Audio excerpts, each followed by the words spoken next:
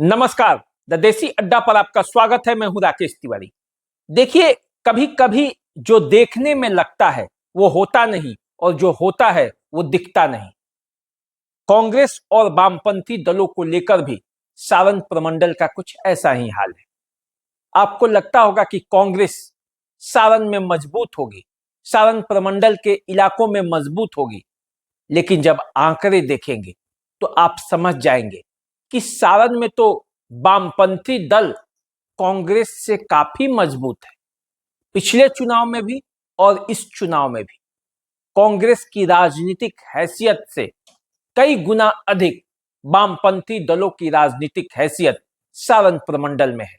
आज इसी बात पर चर्चा होगी कि आखिर जो कांग्रेस कभी सारण इलाके में मजबूती के साथ, मजबूत आधार के साथ थी, वो अचानक कैसे इतनी कमजोर हो गई कि लेफ्ट पार्टियां भी कांग्रेस से काफी आगे निकल गई।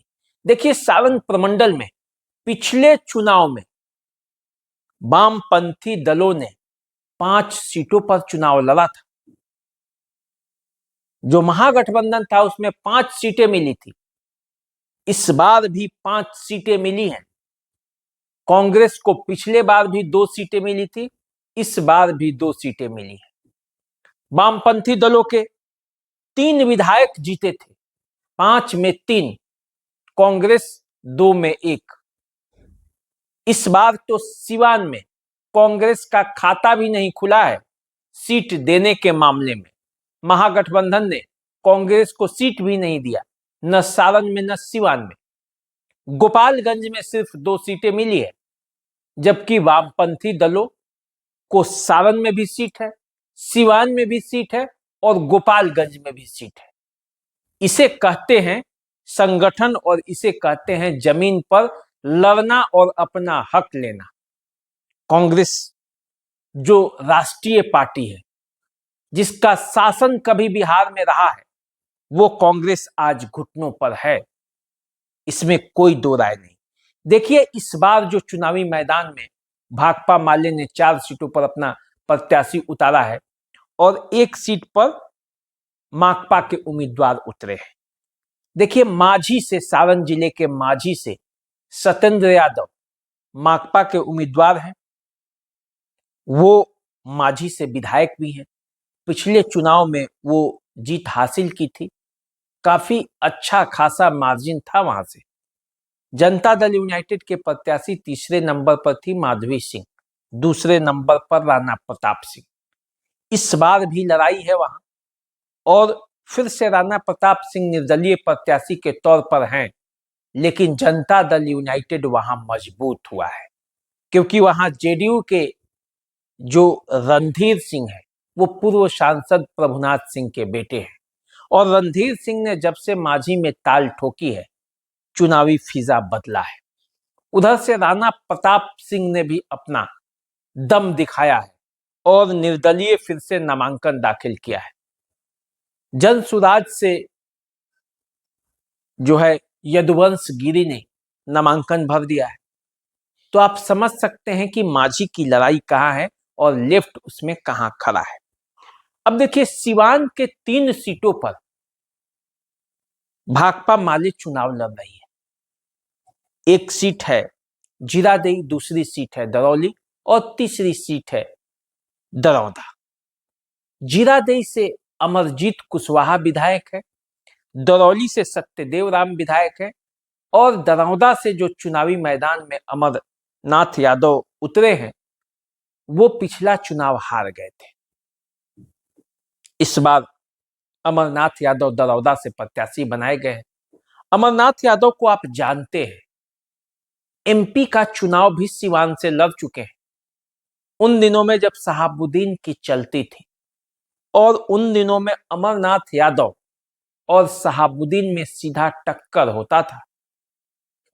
ओम प्रकाश यादव के आने के बाद सिवान की लड़ाई बदली, वरना एक तरफ से अमरनाथ यादव ही शहाबुद्दीन विरोध का कमान संभाले हुए थे। अब देखिए, इस बार दरौदा में फिर से वो चुनावी मैदान में है और जब वो दरौदा में चुनावी मैदान में है तो फिर से जो पिछले बार के बीजेपी के प्रत्याशी हैं कर्णजीत सिंह उर्फ व्यास सिंह, मुकाबला उन्हीं से है। जब पिछला मुकाबला हुआ था तो कर्णजीत सिंह उर्फ व्यास सिंह 71,934 मत लाए थे और अमरनाथ यादव को 60,614 मत आया था। रोहित कुमार अनुराग उर्फ भोला जी, जितेंद्र स्वामी के भाई, ये चुनावी मैदान में उतरे थे और 10,299 मत काट लिए थे। फिर भी कर्णजीत सिंह उर्फ व्यास सिंह 11,320 मतों से चुनाव जीत गए थे। इस बार फिर से पुरानी लड़ाई आमने सामने है। एक तरफ से कर्णजीत सिंह हैं, दूसरे तरफ से अमरनाथ यादव हैं। मुन्ना शाही जो यहां से चुनावी मैदान में आरजेडी के टिकट पर उतरना चाहते थे, वो भी अब मैदान में है। निर्दलीय प्रत्याशी के तौर पर उनकी पत्नी चुनावी मैदान में है। तो देखना है कि दरौदा की लड़ाई इस बार क्या कहती है। भाकपा माले अपने इस मजबूत आधार में क्या बीजेपी को हरा पाता है, ये देखना है, या फिर से कर्णजीत सिंह उर्फ व्यास सिंह यहां अपना इतिहास दोहरा देते हैं। लड़ाई जबरदस्त है। अब आइए जरा जीरादेई चलते हैं। जीरादेई जहां अमरजीत कुशवाहा पिछले चुनाव में 69,442 मत लाए थे। कमला सिंह कुशवाहा जो कि जनता दल यूनाइटेड की प्रत्याशी थी, 43,932 मत ही ला पाई। लोजपा से विनोद तिवारी चुनावी मैदान में उतरे थे, 7,155 मत लाए थे। कुल 25,510 मत। जिले में सबसे ज्यादा मतों से अमरजीत कुशवाहा जीते थे। तब माना जा रहा था कि अमरजीत कुशवाहा को अंदर से रमेश कुशवाहा का सपोर्ट मिला है। इस बार लड़ाई यहां फंसा है, क्योंकि रमेश कुशवाहा अपने चहेते भीष्म प्रसाद कुशवाहा को चुनावी मैदान में जनता दल यूनाइटेड के टिकट पर उतार दिया है। अमरजीत कुशवाहा सीपीआई एमएल के कैंडिडेट फिर से है। आरजेडी का सपोर्ट है, कांग्रेस का सपोर्ट है और अन्य जो महागठबंधन के दल है सबका सपोर्ट है। तो देखना यह है कि जीरादेई में इस बार क्या होता है। राजेंद्र बाबू की धरती पर फिर से लाल झंडा लहराता है या भगवा और हरा झंडा का जो combination BJP, Janata Dal United और अन्य दलों का है, उसका बोलबाला रहता है, देखना है। लेकिन देखिए वामपंथी दल तो मजबूत है। अब आ जाइए जरा दरौली, तीसरी सीट जो सिवान में माले लड़ेगी वो है दरौली। और दरौली से जब पिछला मुकाबला हुआ था तो पिछले मुकाबले में 81,067 मत सत्यदेव राम को मिला था। 12,119 मत से जीत मिला था। इनके जो प्रतिद्वंदी थे बीजेपी के रामायण माझी, वो 68,948 मत लाए थे। इस बार मुकाबला पूरी तरह से बदल गया है। ये सीट बीजेपी से लोजपा में चली गई और लोजपा ने नए प्रत्याशी पर दाव आजमाया है। रामायण माझी अब इस दुनिया में नहीं है। अब जो नया प्रत्याशी लोजपा का है वो रामविशुन पासवान। तो रामविशुन पासवान लोजपा के टिकट पर दरौली में क्या करेंगे ये देखना है। तो सिवान की बातें ये हुई। सिवान में 3 सीटों पर और गोपालगंज में भी एक सीट पर भाकपा माले चुनाव लड़ी थी। पिछले बार जबरदस्त फाइट दिया था, मात्र 462 मतों से हार हुई थी।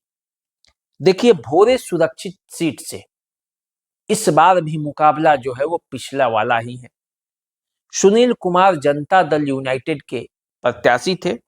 74,067 मत 2020 में लाए थे।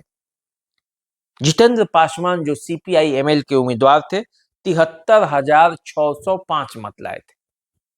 मुकाबला काफी कड़ा, कठिन और जबरदस्त था। इस बार भी जनता दल यूनाइटेड ने सुनील कुमार को उतारा है।